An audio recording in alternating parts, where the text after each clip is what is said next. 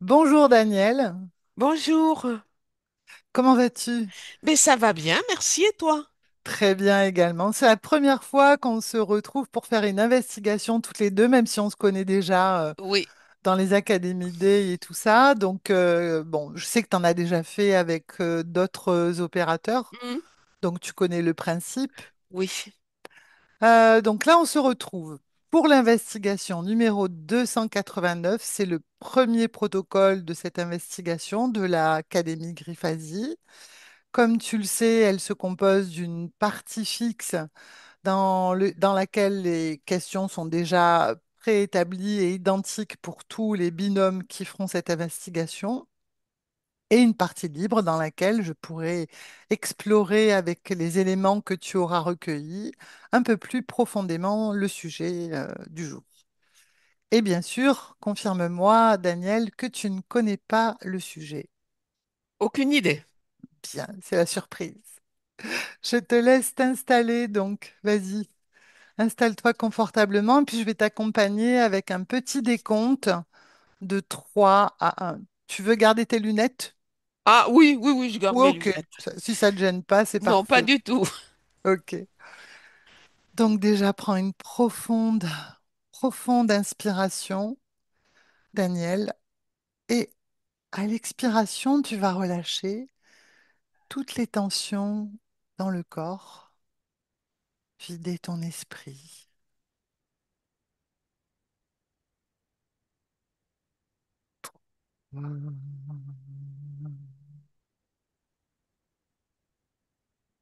Et tu vas plonger de plus en plus profondément dans la détente.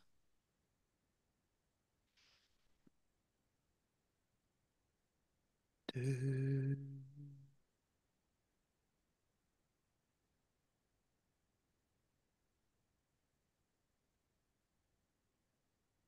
un. Comment te sens-tu, Daniel? Bien. Alors on démarre Mhm. avec cette première question. À 3, connecte-toi au champ cérébral humain et observe la relation entre l'activité neuronale et la manifestation de la conscience. Un, 2, 3. Que perçois-tu ou visualises-tu? Ben là, ce que je vois, c'est une grosse masse gris très foncé. Ok. Tu peux m'en dire plus? C'est comme un énorme, c'est dense. C'est comme un énorme, énorme nuage. C'est épais. Ok. Voilà ce que je vois. Et donc ça, c'est l'activité neuronale ou la manifestation de la conscience? Quelle est la relation entre les deux, en fait? On dirait que c'est ce qu'il y a entre les deux. Ok. Entre l'activité neuronale et la conscience, c'est ça? Oui, oui. Et comment perçois-tu l'un et l'autre? Alors l'activité neuronale, je la vois comme quelque chose, c'est très brillant, s'il y a plein d'étincelles, c'est comme un énorme système électrique. Ok, très bien. Et c'est ce qui se passe, donc la relation entre les deux, tu vois comme un gros nuage, c'est C'est ça? ça, c'est ça, De couleur grise. c'est ça. Ok, parfait. On ira explorer davantage tout à l'heure. Deuxième question, Daniel. Où réside et se manifeste la conscience d'un individu humain? Alors ça dépend. Dis-moi. Ça dépend des individus. Ok. Il y a certaines personnes qui sont complètement, comment dire, en phase avec leur conscience. Donc c'est Mhm. bien équilibré. La conscience, elle habite le corps. Mhm. Voilà, chaque chose est à sa place. Puis Mhm. après, l'autre extrême, c'est que tu as des gens qui sont complètement, pour quelles que soient les raisons, tu as le corps qui est vide de conscience. C'est comme un fil et la conscience, elle se balade quelque part, mais elle n'est Mhm. pas à la bonne place. Puis après, tu as toute la gamme au milieu. Donc, quand tu dis toute la gamme, est-ce que je dois comprendre que il y a une partie de la conscience dans le corps et une autre Voilà, partie à l'extérieur, plus ou moins, en fait. voilà, c'est ça. Ok, très bien, très bien. Passe à la question suivante. Observe si un lien émerge entre l'état de conscience et la perception de la réalité. Je ne sais pas si je comprends la question. Alors, je la répète la Oui, question. Observe si un lien émerge entre l'état de conscience et la perception de la réalité. oui, il y a un lien. Tu peux m'en dire plus? Ben, c'est-à-dire selon, euh, comment dire, l'évolution ou l'avancée de la conscience de la personne qui observe, ça Hmm, change complètement ce que cette personne voit de la réalité. C'est comme si l'observation, d'une certaine façon, créait la réalité ou en partie crée la réalité de ce que l'autre y voit. C'est comme hmm, si ça mettait une lumière dessus, ou une ombre, ou un goût, ou un parfum. mhm. C'est, voilà, Donc, selon l'état de la conscience, l'observation de la réalité, la perception de la réalité est différente. complètement, c'est ça. OK. Et quand tu vois la différence, elles peuvent être extrêmes, elles peuvent être très importantes, ces différences. Absolument. OK. Ben, si j'ai envie de donner un exemple, c'est comme le verre à moitié plein et le verre à moitié vide. Mhm. OK. C'est une très C'est- belle image, en effet. Voilà. OK. On ira observer ça de plus Mm. près. Autre question. Existe-t-il une interaction entre les champs électromagnétiques du cerveau et le champ quantique universel? Tu peux répéter, s'il te plaît? Bien sûr. Existe-t-il une interaction entre les champs électromagnétiques du cerveau et le champ quantique universel? Oui. Tu peux m'en dire plus?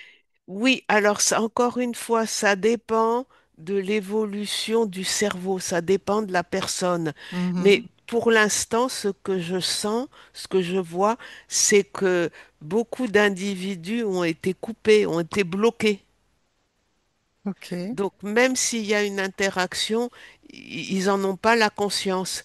Mais on va dire que quelqu'un qui est bien équilibré et qui est relativement propre dedans, il y a une interaction.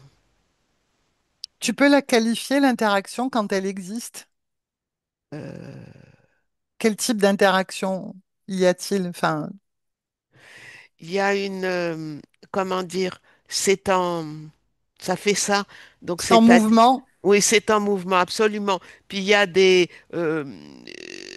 comment dire, une communication entre les deux. Ok.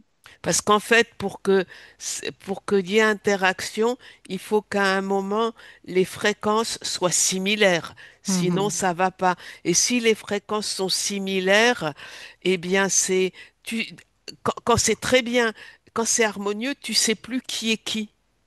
Mhm. Et quand tu disais que beaucoup sont coupés, ils sont coupés de l'interaction ou ce que tu disais précédemment, ils sont coupés de leur... Non, non, ils sont coupés de tout, c'est-à-dire il y a beaucoup de personnes, d'individus qui, qui sont juste dans leur coque de corps, Mhm. comme ils sont dans la coque, et pour eux, ça commence là et ça s'arrête là. Mhm. Très bien. Parfait, intéressant.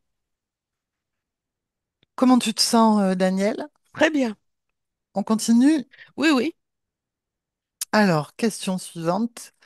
La conscience individuelle peut-elle exister indépendamment du corps physique. Oui. Ok, dis-moi en plus. Eh bien, c'est comme si le corps physique est un véhicule. Mhm, Et donc, actuellement, la conscience, elle est dans le corps de le mien ou quelqu'un d'autre parce que c'est dans ce moment-là, dans cette vie-là. Et puis après, la conscience, elle va, comment dire, elle meurt pas avec le corps. mhm, Il y a un changement d'état mhm. ou Très- voilà. Et elle, elle continue. Ce qui va mourir, c'est le corps. C'est tout Ok, le physique. La conscience, elle n'est pas physique. très bien, parfait. Je passe à la question suivante, donc, Mhm. qui est la continuité de ce que tu es en train de dire. Au moment de l'expérience de la mort, qu'advient-il de la conscience? Ben, la conscience, elle quitte le corps et Mhm. puis elle continue son bonhomme de chemin, hein. Ok. Qu'est-ce que tu vois dans ce moment-là, le moment où elle quitte le corps? Qu'est-ce que Le tu moment où perçois? elle quitte le corps, il y a un trouble dans le sens que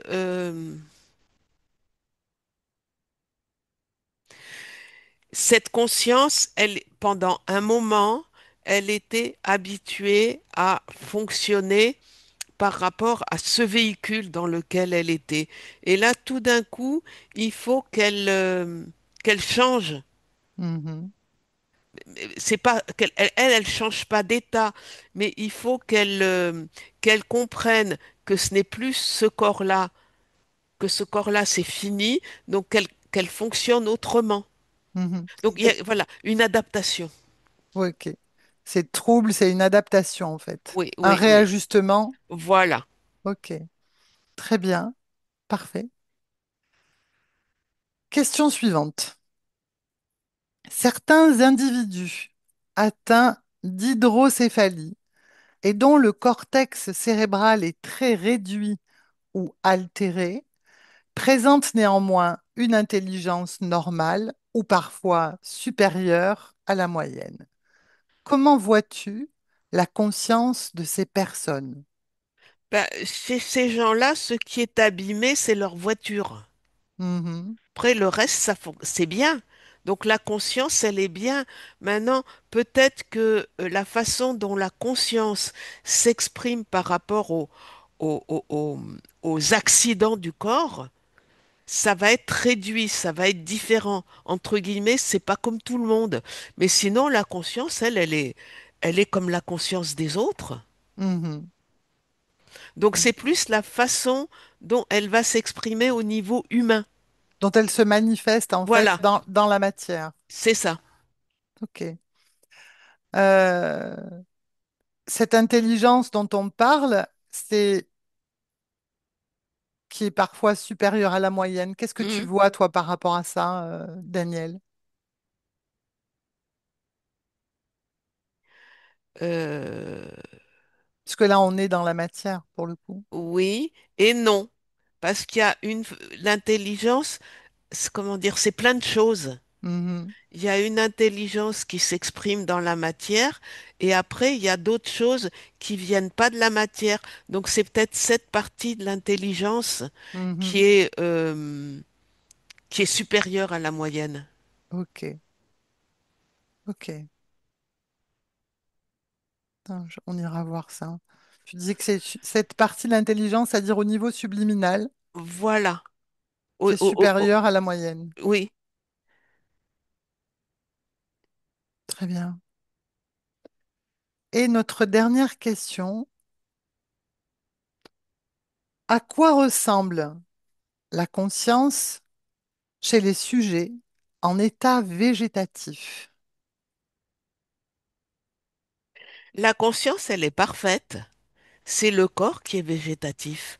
Donc, c'est comme si euh, le micro ou la caméra ou les trucs, ils étaient cassés. Donc la conscience, elle peut pas, elle n'a pas de moyen de s'exprimer. Ou elle s'exprime de façon très, très peu, avec ce qu'elle a.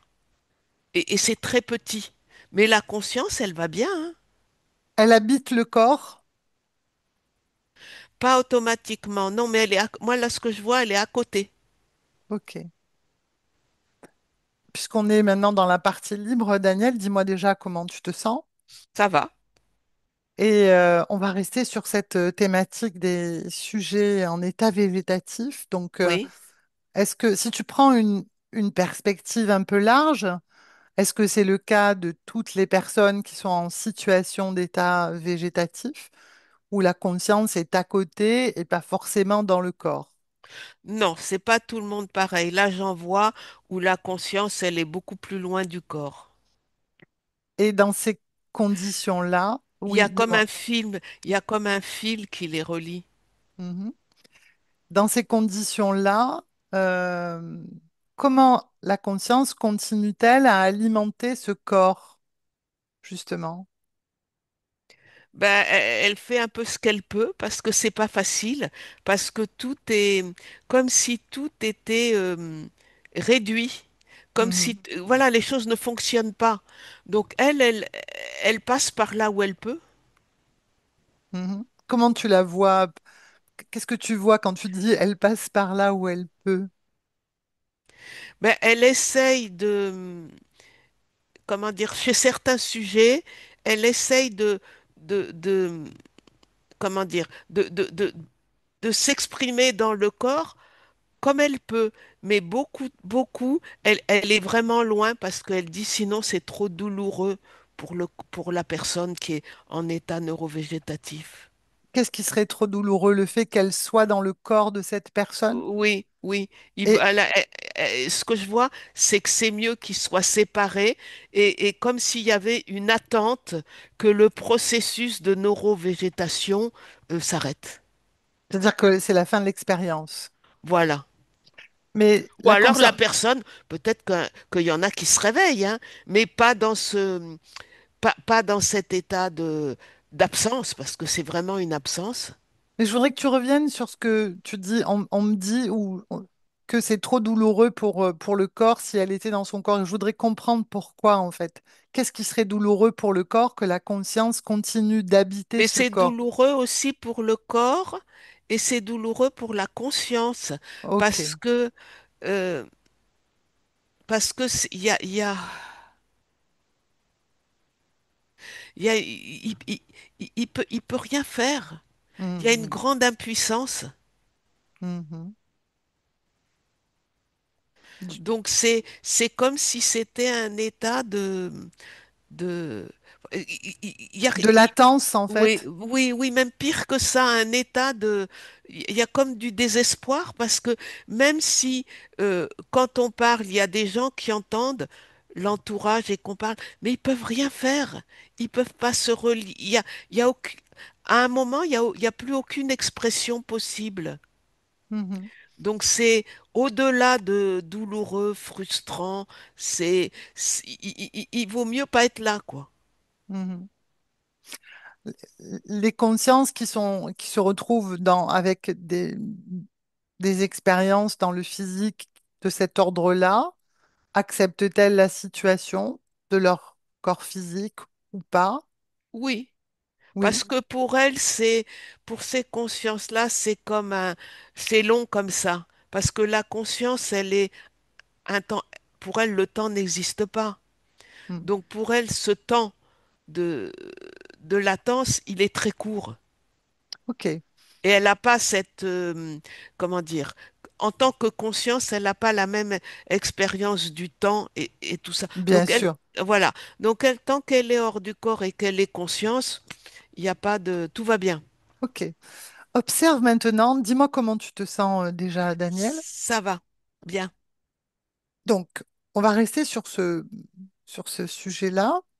Observe maintenant le moment où le corps, l'expérience physique s'arrête avec Oui. un état végétatif comme tu l'observais là. Et dis-moi ce qui se passe pour la conscience, pour les consciences, les quelques consciences que tu peux percevoir, ou une en particulier. Là, je vois une conscience qui est comme si elle prenait le corps et qu'elle le positionnait dans une autre position, et comme si elle lui faisait un câlin, elle lui fait un bisou, et après elle s'en va. Qu'est-ce que ça signifie, cette façon de faire? C'est pour, voilà, comme pour se séparer. Mhm, Parce que même si elle était hors du corps, il y avait quand même, il y avait, c'est pas quand même, il y avait un lien. mhm, Donc là, c'est pour se séparer et mettre de la douceur, parce qu'en fait, de la douceur dans quelque chose qui a été difficile. mhm. Et quand elle part, comment tu la vois partir? Donc apaisée, dans quel type de fréquence elle se trouve quand elle quitte l'expérience? Elle est plutôt positive parce que, comment dire, le corps, il va passer à autre chose et elle aussi.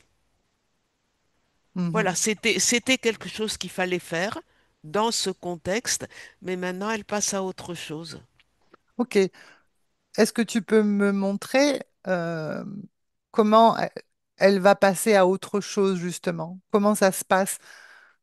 Est-ce que du coup, tu parlais tout à l'heure d'une forme d'adaptation ou de trouble au Oui. moment où la conscience quitte le corps? Est-ce que du coup, là, ce trouble persiste, ou cette adaptation est plus longue, ou elle est beaucoup plus rapide, justement? Non, là je le vois plus rapide Ok. parce que elle était, comment dire, le corps, il n'était pas mort, mais Hmm. il était, Plus en bon état de voilà, marche? voilà, Mhm. c'est loin, voilà, et donc c'est beaucoup plus rapide parce qu'en fait, tout le processus de quitter la vie quand tout fonctionne bien, il a déjà été fait. Donc là, il Mhm. y a juste le lien qui a été Mhm. rompu. Et du coup, quel est son parcours à cette conscience que tu observes une fois qu'elle a, en gros, remercié le corps de l'expérience et qu'elle le quitte? Ben là, je la vois, elle se balade, elle reste encore un peu autour du corps, mais après c'est selon chacun, hein. Son espace est-il libre? À la conscience, Oui, que tu observes. oui, c'est libre. C'était donc elle qui avait choisi de faire cette expérience ou pas? Oui, oui, parce que d'une certaine façon, c'est un repos. Ok. Elle avait besoin de repos, le corps avait besoin de repos. Oui, et elle aussi, il faut croire, parce que, comment dire, quand on voit, nous, avec nos yeux d'humain, ça a un côté terrible. Mais si on a un autre point de vue, c'est une vie où c'est un moment de repos complet, Pourquoi elle avait besoin de repos? Observe ça. comme pour se régénérer, comme pour faire autre chose que s'agiter. Elle avait eu une expérience de vie plutôt agitée précédemment, avant d'en arriver à cet état, Elle dit torturer. torturée. Hmm. Elle l'avait choisi, cette expérience? Non, pas vraiment. Ok. Et là, elle repart avec quelle intention quand tu la vois partir? Quelle est son intention en partant, en quittant Là, elle dit l'expérience? que pour l'instant, elle va souffler un petit peu. Et ça veut dire quoi pour elle, souffler un Parce que, petit peu? parce qu'elle dit que bien que tout ça, c'était, comment dire, une expérience de repos, il y avait quand même cette charge de ce corps qui était lourd et qui ne bougeait pas. Mhm, Donc maintenant, elle va se balader. Pour l'instant, il n'y a pas de but, il n'y a pas de, mhm. Quelle voilà. fréquence, comment tu qualifierais la fréquence qui est la sienne là? Maintenant, c'est entre 60 et 70 et il y a beaucoup de, il y a comme c'est comme une aube, comme il y a de la clarté qui s'éveille. Mhm. Est-ce que tu peux la qualifier en termes d'émotion, plutôt qu'en chiffres? Oui, elle est paisible, Mhm. Elle se sent en paix avec ce qui s'est passé, absolument. même si l'expérience de vie qu'elle a menée était torturée, comme elle dit. Oui, mais maintenant, voilà, maintenant c'est fini. elle passe à autre chose. Ok, très bien. Déconnecte-toi de tout ça. Oui, Et j'aimerais qu'on parle de l'état de conscience avec la perception de la réalité. Tu disais que selon l'état de conscience, la façon d'observer crée des réalités différentes. C'est ça? oui, c'est ça. Donc, je voudrais avec plus de précision que tu essayes de voir qu'est-ce que c'est qu'un état de conscience. Qu'est-ce que ça veut dire un état de conscience?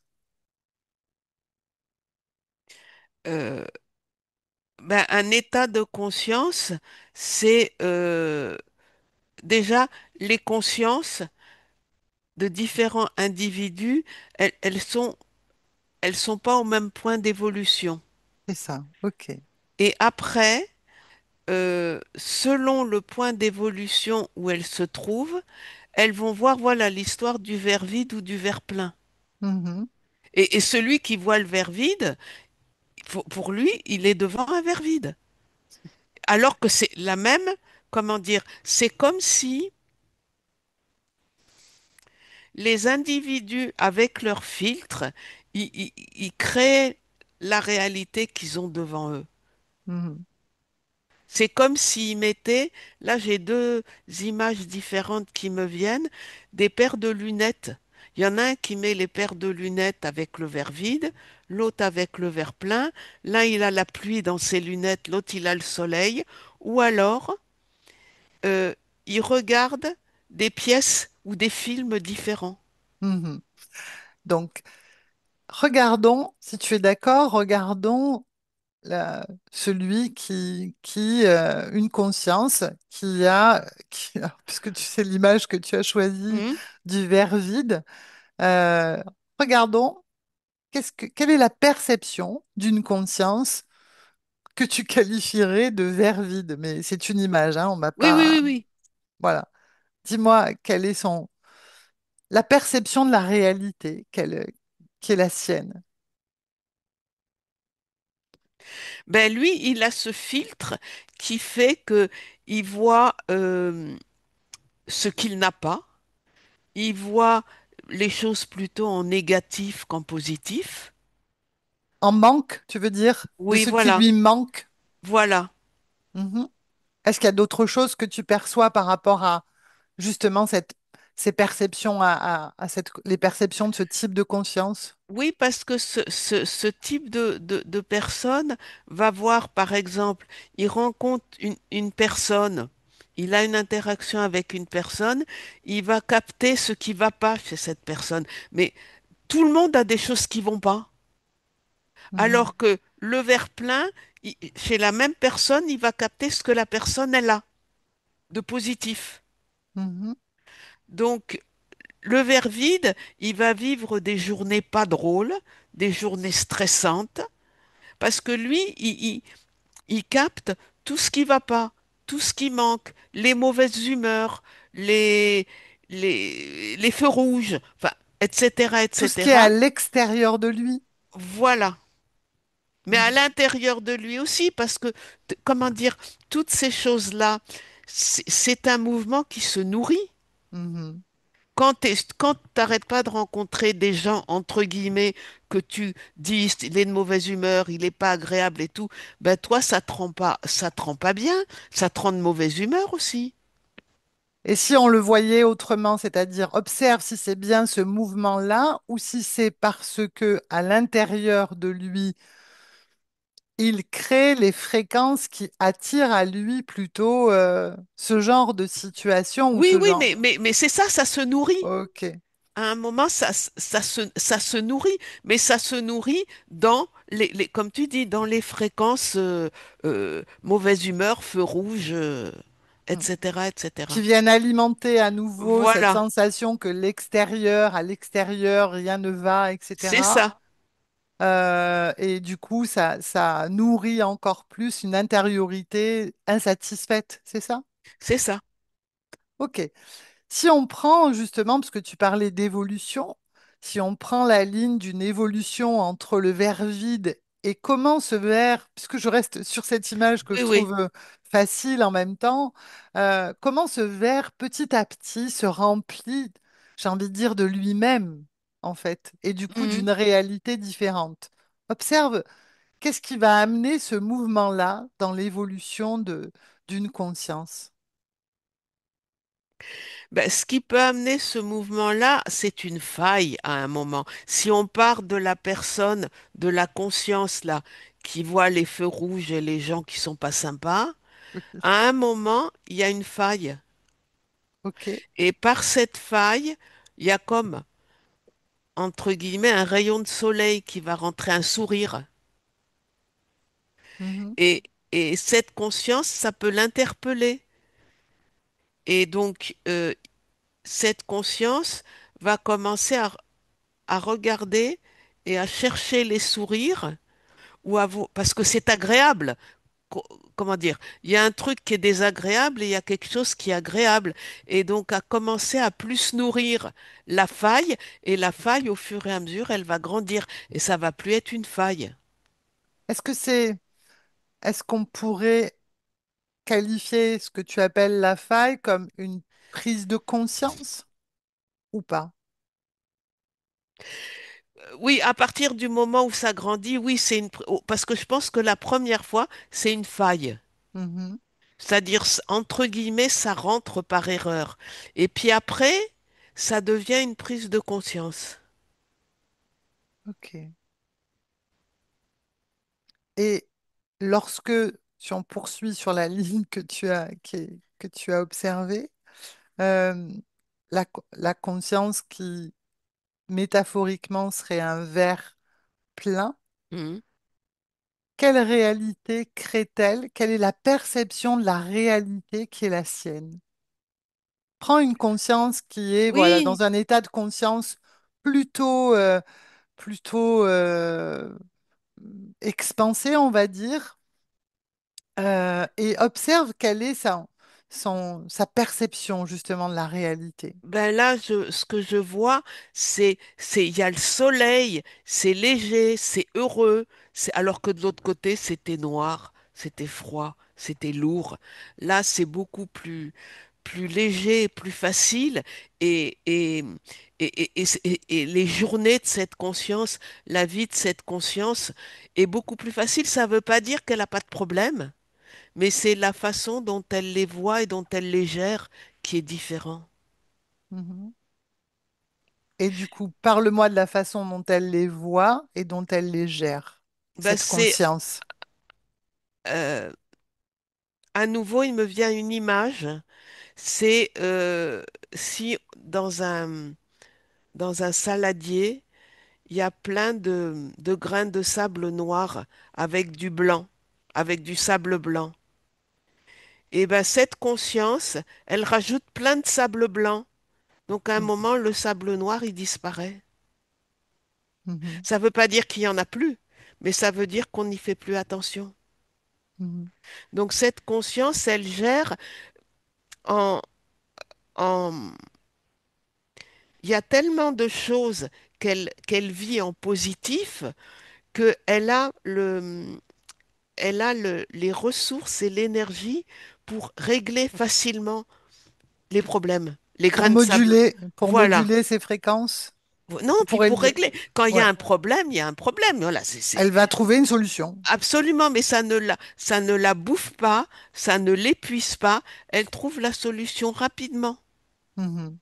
Et c'est un point noir parmi tout un ensemble de points rayonnants et pleins d'énergie.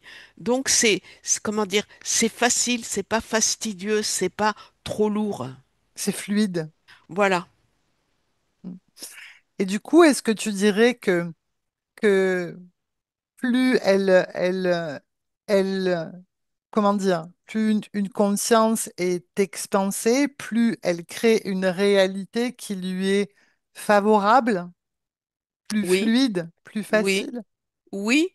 Et à un moment, cette conscience-là, elle va avoir la conscience. Enfin, le savoir que c'est elle qui crée sa réalité.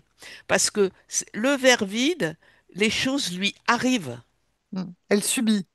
Voilà. Alors que à un moment, le, le verre plein, peut-être qu'à un moment, lui aussi, il pense que les choses lui arrivent et qu'il a de la chance, jusqu'au jour où il se rend compte que c'est lui qui crée ce qui se passe. Mhm. J'aimerais Ça, justement que tu observes une conscience qui est à ce moment, sans l'intervention de qui que ce soit mm, à l'extérieur, hein, puisque en faisant de l'hypnose, on facilite, on accélère mm. ce processus, pour certains en tout cas. Je voudrais que tu observes pour une conscience qui va le découvrir par elle-même, ce moment-là, ce tournant. Trouve une conscience qui est dans ce moment où elle réalise, elle prend conscience que c'est elle qui crée sa réalité. Ben là, il y en a une qui est en train de s'amuser parce qu'elle est en train de justement de se rendre compte de ça. Donc, ce qu'elle fait, c'est que elle met des petits problèmes devant elle et elle voit que ça se passe, donc que c'est elle qui les crée. Et après, elle met des choses agréables et elle voit que ça se passe. Donc là, bon, ben ça y est, elle a compris. Ok. Et c'est une femme ou un homme dans la partie physique? Une femme. Ok. On est dans l'ici et maintenant? Oui, Bien. Et elle est jeune? Elle apparente quel âge? une quarantaine d'années. Bien. Et tu as un prénom? Muriel. Muriel. Est-ce que elle nous perçoit, Muriel? Non, là, elle est en train de s'amuser avec les événements et les choses, comment elle crée la création de sa Tu veux vie. bien qu'on- nous manifester auprès d'elle Oui, et tu me dis si elle est d'accord qu'on oui, oui, communique. Elle elle est est d'accord? d'accord. Oui, Bien. Est-ce que tu acceptes de me laisser parler avec Muriel? oui, oui, À mon 3, je parle avec Muriel. Un, 2, 3. Muriel, oui. bonjour. Bonjour. Il semblerait que tu es en train de t'amuser et de découvrir des choses que tu es capable de faire. Oui. Comment, comment as-tu découvert tout ton potentiel, justement, de création? Ben, un petit peu par hasard ou par accident. Mhm. Tu peux me raconter? Oui. C'est que un jour, je me suis levée avec la tête pleine d'un nuage gris en me disant, oh là là, aujourd'hui il y a ça, j'aime pas ça, c'est difficile et tout. Puis la journée a été terrible. Alors ça m'a quand même interrogée parce qu'il n'y avait pas de raison que la journée soit terrible. Mhm. Alors, en fin de journée, j'ai bien fait attention à mettre du positif dans la soirée et plus ça a complètement basculé. Mhm. Et après, jour après jour, j'ai commencé à m'amuser comme à mettre des morceaux de ce que je voulais, mais bien distincts pour me rendre compte si ça venait de l'extérieur ou si c'était moi qui l'ai créé. Mhm. Voilà, Et du coup, là, tu prends conscience que tu es une conscience créatrice. voilà. Mhm. Et tu l'es. Oui, maintenant je suis en train de m'en rendre compte, mais c'est pas facile tout le temps Pourquoi? Qu'est-ce qui n'est pas facile tout le temps? parce que ça va à l'inverse de tout ce que j'ai appris jusqu'à Qu'est-ce, présent. qu'est-ce que tu avais appris jusqu'à présent? Ben, la vie est comme ça, faut faire avec. Euh, c'était, on m'a jamais dit que c'est moi qui créais ma Mhm. vie. Mais On m'a dit, regarde, observe avec une large perspective, Muriel, oui, les êtres humains et, euh, et le fait qu'on ait chacun de nous a sûrement oublié qui il était en fait. oui, Mais nous sommes tous. en dehors de nos manifestations physiques qui sont limitées dans la matière, des consciences illimitées dans nos créations et puissantes. Oui, c'est ce dont je suis en train de prendre conscience. Hmm. Bravo. Donc, tout est possible. Oui, absolument. Après, dans la matière, ben oui, il y a des conditionnements, des programmations qui font que personne ne n'a même conscience de l'être. Mais toi, Mm. maintenant, tu le sais, tu peux créer, moduler tes fréquences, quelles que soient les expériences que tu vas faire, en fait. Oui. Qu'est-ce que tu as envie pour toi, justement? Qu'est-ce que tu as envie de créer maintenant que tu as pris conscience que tu es illimité dans tes créations? Ben, une vie facile, on va dire, pleine de lumière, et aussi arriver à, à partager cette connaissance avec d'autres, s'ils le Mm. veulent bien. Oui, parce que chacun est responsable pour Absolument. lui-même. Par contre, ces informations que tu viens de découvrir avec toi-même, tout ça, tu peux le diffuser pleinement dans ta partie physique, dans toutes tes cellules, pour que tout devienne harmonieux dans tes créations. Oui, oui, oui. Mhm. Voilà. Est-ce que je peux faire quelque chose ou t'apporter des informations autres? Non, je te remercie, ça va bien. Bien, donc Muriel, je te souhaite de belles créations et une belle continuation. Merci beaucoup. Merci à toi. Au revoir. Au revoir. Déconnecte. Daniel, Hmm. déconnecte complètement. Dis-moi comment tu la vois, cette Muriel là. Ah, elle est toute légère, toute, c'est comme si elle faisait vraiment un avec son environnement. Mais pas, Mhm, pas que l'environnement physique, hein, mais il y a comme une unité, mhm, une harmonie. mhm, mhm. Parfait. Parfait. Donc du coup, là, ce que tu montrais avec cette conscience, c'est que il y a un moment où c'est possible pour une conscience de réaliser qu'elle est pleinement créatrice. Oui, Et du coup, d'activer son pouvoir créateur de plus en plus de façon harmonieuse pour son expérience physique. C'est c'est ça? ça, c'est ça. Qu'est-ce que tu vois des bénéfices, toujours avec Muriel, si tu veux bien, des bénéfices de cette expansion sur sa partie physique? Ah ben, elle est beaucoup plus, comment dire, elle est vraiment dans sa vie. Mhm. Elle est présente à elle-même. Oui, oui, absolument. Elle a beaucoup plus de puissance. Mhm. Bien.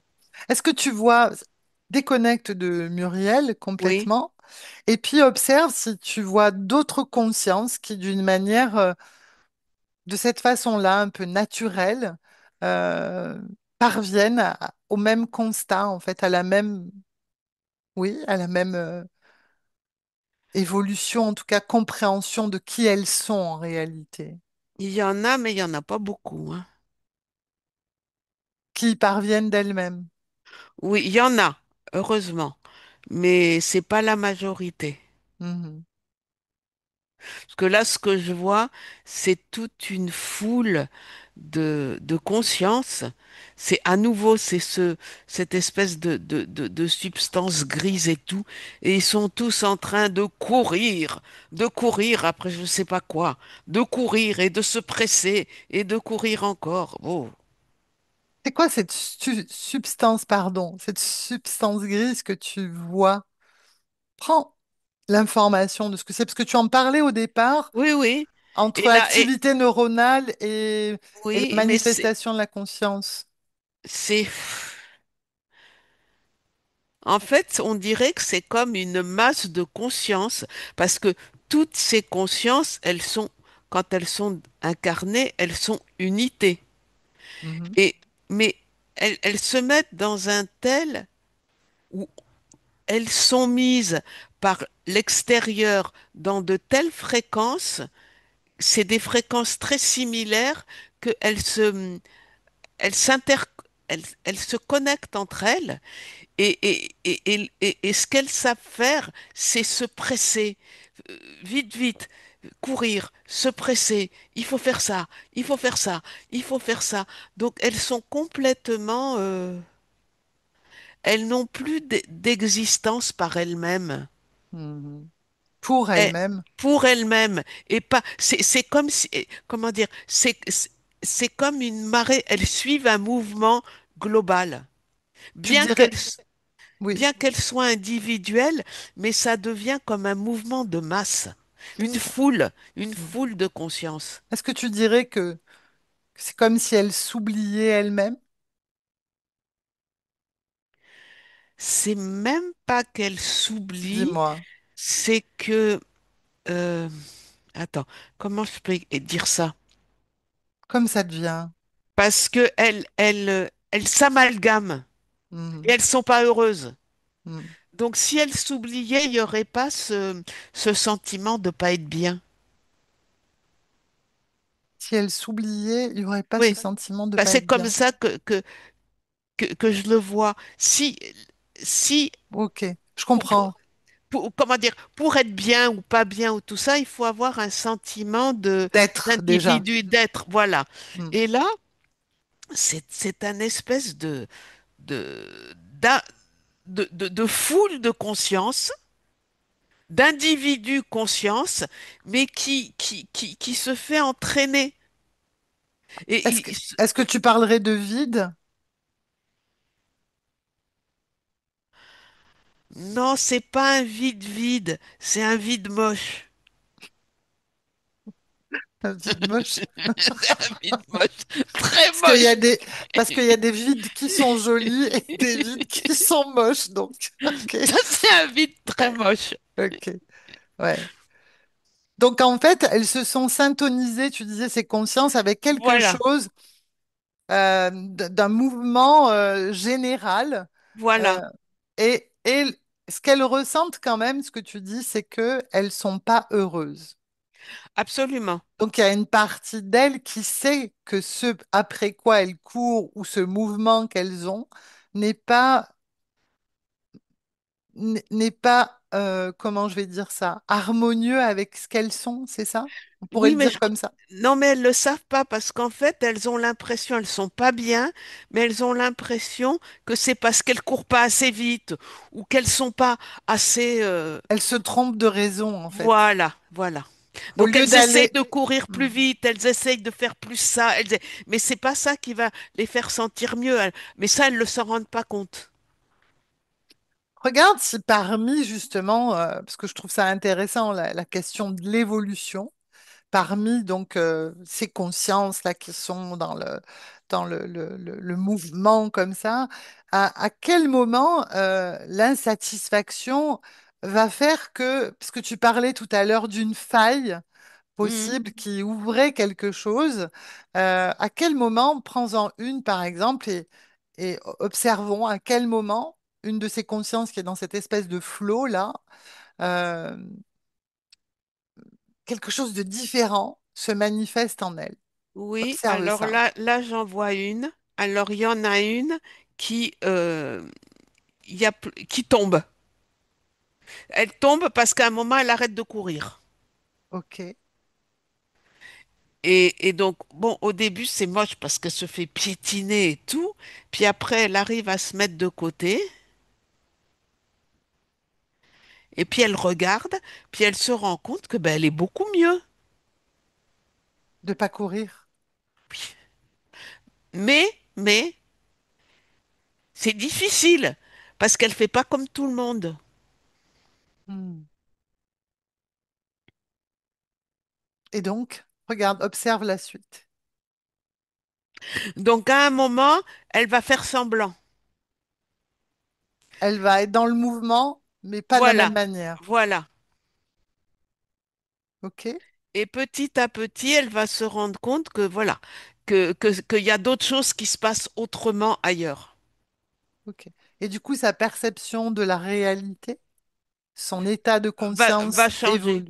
Oui, évolue et oui, sa perception de la réalité change c'est ça. aussi. C'est ça. Elle crée une réalité différente pour elle-même. Voilà. Bien, intéressant. Déconnecte de tout ça. Mm. Ah oui, je voudrais qu'on regarde, c'était la question de l'interaction entre les champs électromagnétiques du cerveau et le champ quantique universel. Oui, Et tu disais que quand il y a interaction, il y a mouvement et communication entre le champ électromagnétique du cerveau et le champ quantique. Je oui. voudrais qu'on observe de façon plus précise cette interaction Ok. quand elle existe. Qu'est-ce que ça vient produire dans la conscience, cette interaction? Est-ce que ce sont des informations qui lui parviennent? Qu'est-ce qui se passe dans cette interaction? Ben, Observe, dans l'absolu, la conscience, elle sait tout, hein. bien sûr, Donc, quand on a cette conscience qui sait tout, eh ben, elle se, elle se connecte et il y a échange d'informations avec le champ quantique parce que quelque part, elle est le champ quantique. bien sûr. Donc, euh, je sais pas, c'est l'image que j'ai, Dis-moi. c'est comme, tu sais, une boîte Mhm, et la conscience, elle est dans la boîte. mhm, Et autour, tu as le champ quantique. Ben, quand il n'y a plus la boîte, c'est tout la même chose. mhm. Donc voilà, c'est pas Même, séparé. Mais alors voilà, mais ce qui sépare après, ça dépend où elle est la conscience, à quel niveau d'évolution. pour autant, elle reste euh, unique, c'est-à-dire unifiée à elle-même. Elle se noie pas dans le champ quantique. Ah non, non, non. Elle est Elle nage, extrêmement... c'est comme si elle nageait dans le champ quantique, mais non, non, elle ne s'y perd pas. Mhm. Elle est une, toujours. Voilà. Ok, très bien. Euh, y a-t-il d'autres informations qui te parviennent sur cette thématique? Parce qu'on va devoir interrompre. C'est toujours Non, un peu trop court, mais non, non, c'est bon. ou l'information la plus prégnante sur la conscience que tu percevrais là, celle qui te paraît la plus importante. Euh, ce qui me vient là, c'est la conscience est libre. Mhm. Tu peux préciser? Ben, en fait, ce qui la limite, c'est le corps dans lequel elle se trouve. Mhm. Quand tu dis libre, c'est donc infini? Oui, aussi, oui. Ok, très bien. Comment tu te sens, Très Daniel? bien, très bien. Bien. Prête à rentrer? Oui, oui.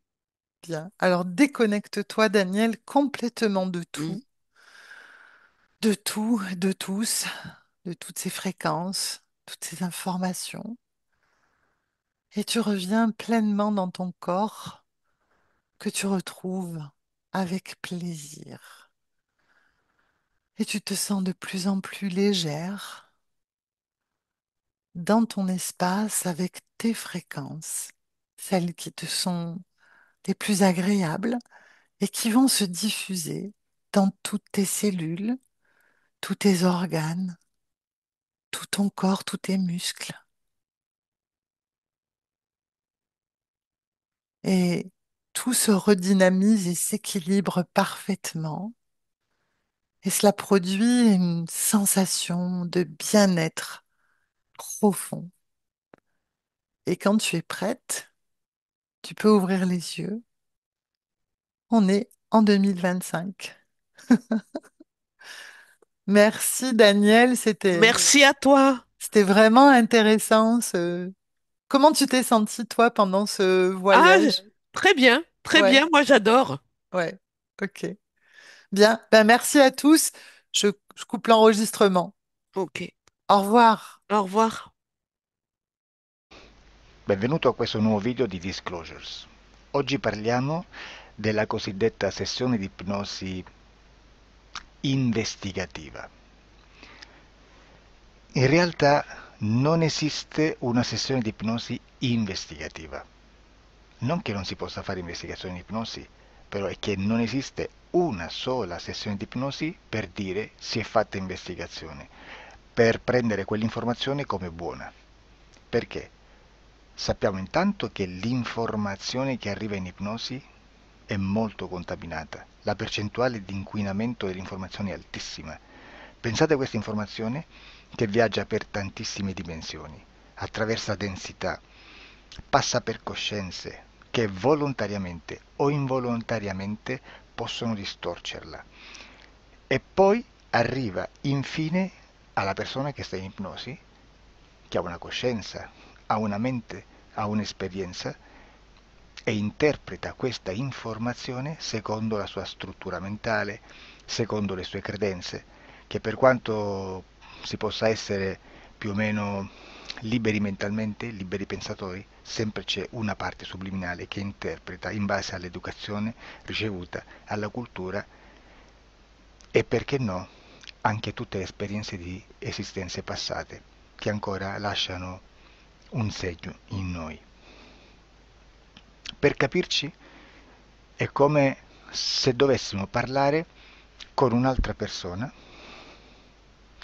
immersi nell'acqua, a qualche metro di distanza, cercando di utilizzare un mezzo, che è quello della corda vocale, che è fatto per produrre suoni da trasmettere nell'aria. Noi stiamo utilizzando questo strumento per far passare un'onda sonora nell'acqua o in un liquido. Chiaramente il suono viene completamente distorto, sempre ammesso che sia per il nostro corpo facile e non difficoltoso poterlo fare senza avere dei problemi come ingurgitare acqua o eccetera. Ma non solo. Supponiamo che per questo tipo di comunicazione utilizziamo anche due lingue diverse, per esempio un italiano e un russo o un giapponese. Per quanto possiamo anche interpretare il labiale, non possiamo capire quello che ci sta dicendo, perché la lingua è diversa. La lingua, diciamo, da dove parte l'informazione a dove arriva è completamente diversa, il codice, il linguaggio è diverso, ma possiamo anche cercare di capirci attraverso i gesti, attraverso le espressioni facciali. Per quanto sia ipoteticamente facile poterlo fare sott'acqua, però non dobbiamo dimenticare che l'acqua non è l'aria e può distorcere l'immagine, ma non solo. Dobbiamo anche pensare che l'altra persona, che parla un'altra lingua, che viene da un'altra cultura, potrebbe interpretare i segnali che noi interpretiamo come X in Y. Per noi un sì è abbassare la testa dall'alto verso il basso, per esempio, sì, e il no da sinistra verso destra, no. In alcuni paesi orientali, come le Filippine credo o qualcun altro, utilizzano esattamente gli stessi segni, ma al contrario. No, sì. Immaginate due persone di queste due culture che stanno cercando di comunicare in maniera così difficoltosa e alla fine non gli rimane altro che interpretare il linguaggio corporale. Sì, che per l'altro invece no. Cosa voglio dire con questo esempio estremo? Che l'informazione da dove parte a dove arriva viene completamente deformata. Non sappiamo esattamente quale percentuale perché ogni situazione è a sé stante, però la percentuale di inquinamento, di distorsione, di contaminazione di questa informazione è assolutamente alto. Quindi fare una sessione investigativa, mettere una persona in ipnosi e chiedere di Tizio Caio Sempronio di una situazione o chiedere certi dati è assolutamente controproducente, è assolutamente inutile. Quindi vi chiederete cosa fate allora voi quando fate ipnosi, quando fate delle domande, quando cercate delle risposte e con queste informazioni che vi arrivano lavorate sulla situazione esoterica del cliente. Beh, non facciamo altro che recuperare questa informazione solamente per arrivare al problema del cliente e poi lavorarci. Quindi Il valore dell'informazione non è quello di un'istruzione, quello di memorizzare dei dati e di prenderli per buoni, ma è un veicolo di movimento, di trasporto verso la causa del problema per poi lavorarci. Quindi lo scopo di questo tipo di informazione che si prende dalla singola sessione è completamente un altro. Come si fa quindi? Investigazione in ipnosi. Il lavoro non è semplice, il lavoro è lungo, difficoltoso, stancante. È necessario farlo anche in squadra perché bisogna moltiplicare il numero di sessioni da fare e una sola persona potrebbe farlo soltanto in un tempo estremamente largo. Noi abbiamo delle informazioni che prendiamo ormai per buone, ci lavoriamo, danno dei risultati e quindi per noi sono buone. E come abbiamo fatto ad avere queste informazioni?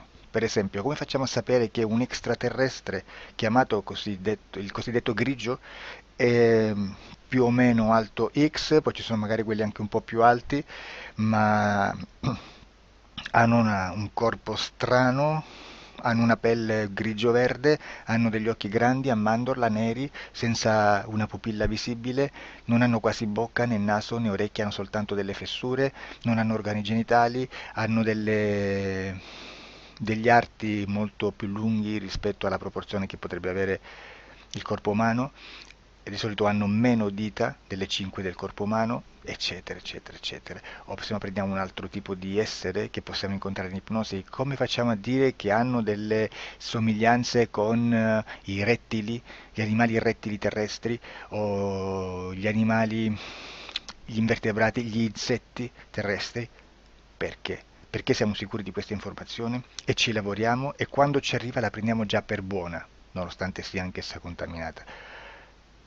Perché queste informazioni sono arrivate da tantissime sessioni, fatte da tantissime persone, con tantissime altre persone sotto ipnosi e che nel contesto di tutto il lavoro gli uni non sapevano degli altri. Questo dato può essere più o meno rilevante, sempre c'è contaminazione e quindi possiamo prendere per buono anche un gruppo di lavoro dove l'uno possa sapere dell'altro. Ci potrebbe essere una contaminazione del contesto di quel gruppo di lavoro, ma si aggiunge semplicemente una piccola percentuale di questa contaminazione a già la grande che esiste. Non è così impossibile lavorarci. Da tutte queste sessioni, da questo grande numero di sessioni, migliaia, diciamo migliaia, noi prendiamo solamente quell'informazione che è uguale a tutte, che è in comune a tutte, o a quasi, perché magari qualcuna ci potrebbe essere niente in comune per una fortissima contaminazione, perché no? Ma dobbiamo prendere una stragrande maggioranza, proporzionalmente abnorme rispetto a quello che potrebbe essere un minimo di scartabile, e lì possiamo prendere per buona questa informazione. Quindi se noi su 10.000 persone diverse, con operatori anche diversi, in cui in ogni sessione vediamo un essere che più o meno ha le stesse caratteristiche del grigio o dell'insettoide, a forma di mantide religiosa, o il rettile a forma di lucertola, per esempio, di serpente o di quello che sia, o se vediamo il pianeta Marte più o meno di colore rosso, o se vediamo dei sotterranei eterici, non fisici, nel sottosuolo terrestre, soprattutto sotto le grandi città, dove c'è concentrato molto potere, molta energia di questo tipo, e chi più ne ha chi più ne metta. Se vediamo degli impianti che hanno certi tipi di funzioni, certi tipi di forme in certe parti del corpo, e questa informazione la ritroviamo tutta o quasi in tutte le sessioni fatte, eseguite, realizzate da tanti anni a questa parte, significa che quella è una informazione affidabile. E vi posso garantire che stiamo parlando di una percentuale bassissima. Su un 100% staremo, credo, forse più in basso di un 3, di un 2-3%. Immaginate tutto il resto è spazzatura, è informazione spazzatura. Sì, spazzatura.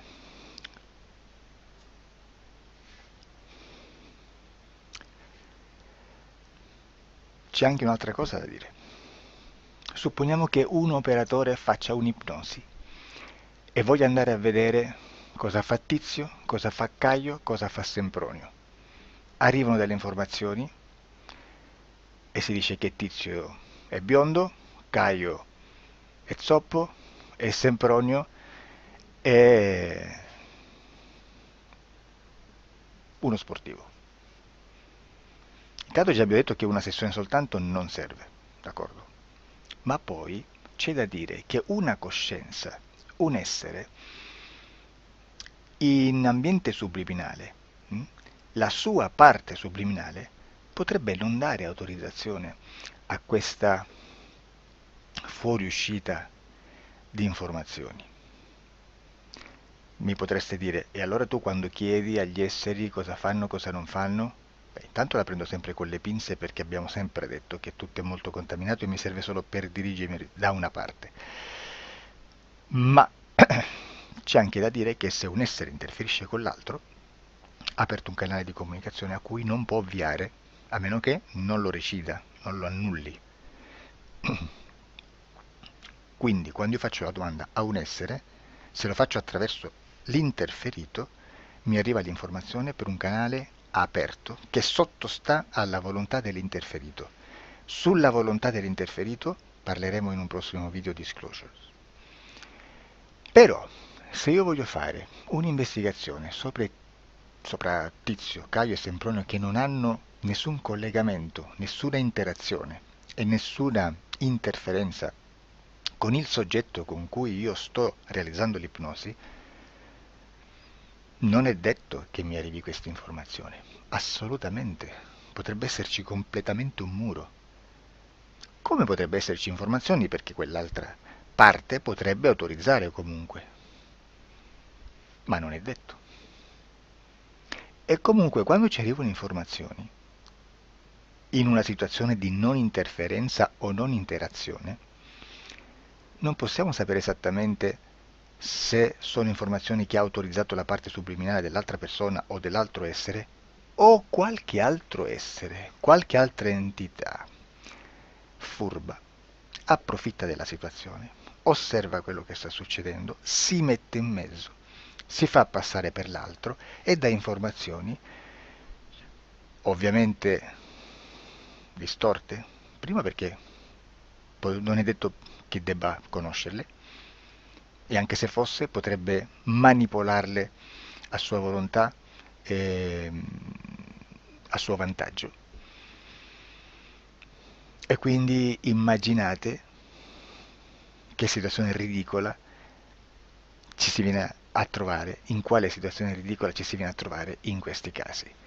Da qui si vede quando un operatore riesce a utilizzare l'informazione in ipnosi come per lavorare su un soggetto.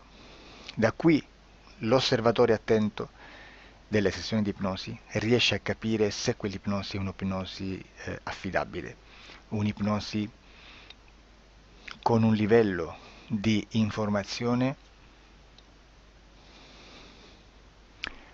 certa, con una alta percentuale di informazione certa. Non vi nascondo che in futuro potrei anche impostare un lavoro per decifrare che livello di certezza di informazione c'è in un'ipnosi, analizzandola e spiegando il perché, spiegando i meccanismi di analisi di un'informazione in ipnosi, che poi anche è molto istintivo.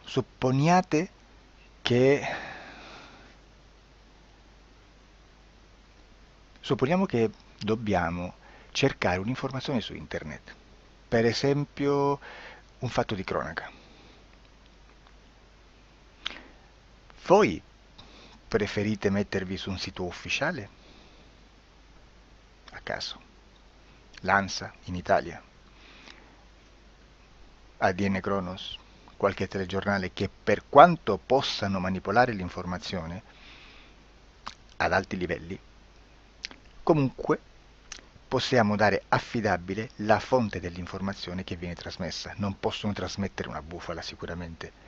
Verrà sicuramente manipolata ad altri livelli. Ne parleremo in altri video, ma a livello base la fonte è certa. Sicuramente non andrete a cercare questa informazione sul primo sito, il primo blog che vi passa davanti e magari c'ha 4 followers. Perché? Perché non vi dà nessuna garanzia della certezza della fonte. Non c'è un controllo né nella struttura interna di questa agenzia di informazione e né dal grande pubblico, che per la quantità di persone che attingono quell'informazione si può dedurre se l'informazione è certa o meno, perché è un'informazione che passa in un pubblico così vasto che se ci dovesse essere una distorsione con la realtà è molto probabile che venga fuori. Credo che abbia detto quasi tutto sulle sessioni investigative. Prima di chiudere aggiungo che proprio per questo stiamo conducendo dei cicli di investigazione in ipnosi regressiva che comprendono tante sessioni con persone diverse, con una buona o eccellente suscettibilità ipnotica sicuramente, per poter indagare su spazi ristretti su alcuni temi. Perché dico spazi ristretti? Perché se andiamo a prendere eventi grandi nel tempo, nello spazio, storici, parlare di qualcosa di molto generico implica una quantità di sessioni abnorme. Immaginate se dovessimo fare una sessione investigativa sui buchi neri, quanta informazione ci sarebbe e quante informazioni da filtrare. Sarebbe quasi impossibile farla in questa maniera. Ma se noi riduciamo lo spazio di investigazione, se noi prendiamo per esempio, investighiamo sulla pedofilia nella Chiesa Cattolica, ecco, se già restringiamo il campo d'azione è molto più facile che possiamo attingere informazioni affidabili, presuntamente affidabili, con un numero di sessioni sicuramente alte, ma ridotte rispetto ad altri tipi di sessioni molto più generiche, su temi molto più generici. Quindi per fare anche delle investigazioni su temi molto generici bisogna suddividerli in temi, in dettagli, per poi alla fine, quando tutta l'informazione è stata filtrata ed è stata dedotta l'informazione comune, si possono mettere insieme per cominciare a costruire il quadro, mettere insieme tutti i puzzle. Questo è il vero senso dell'informazione in ipnosi, quando si fa ipnosi investigativa. La sessione per risolvere una problematica, un problema, con una presunta origine esoterica di un cliente, di una persona, è un'altra cosa, sono altri metodi, altre tecniche e l'informazione si usa in un'altra maniera, ha un altro scopo. Grazie, ci vediamo al prossimo video. Disclosure. Ciao.